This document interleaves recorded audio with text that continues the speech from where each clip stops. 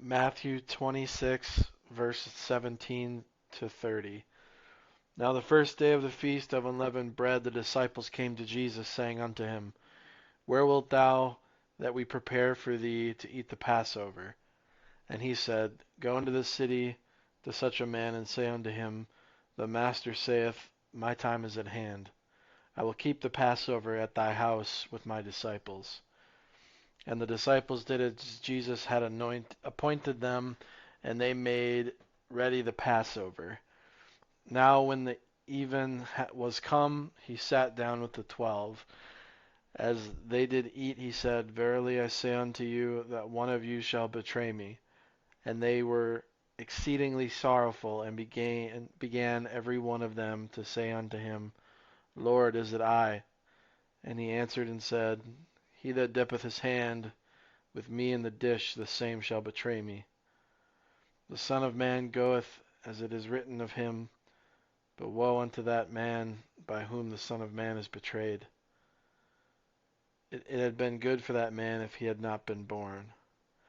Then Judas, which betrayed him, answered and said, Master, is it I? He said unto him, Thou hast said.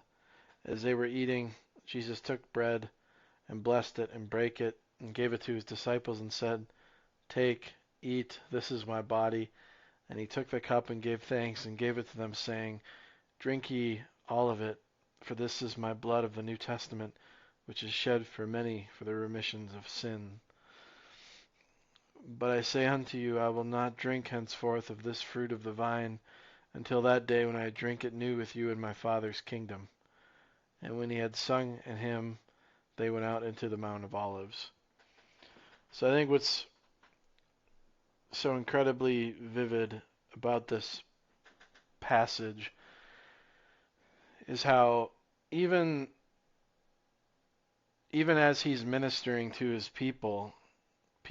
others like Judas plot against him, and I think that's something to remember, that God can take anything and work it for good.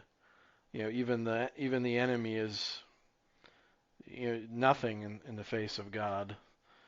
And it's really important to remember the great length that Jesus Christ went to save us from everlasting fire. And I think that's something that we often forget.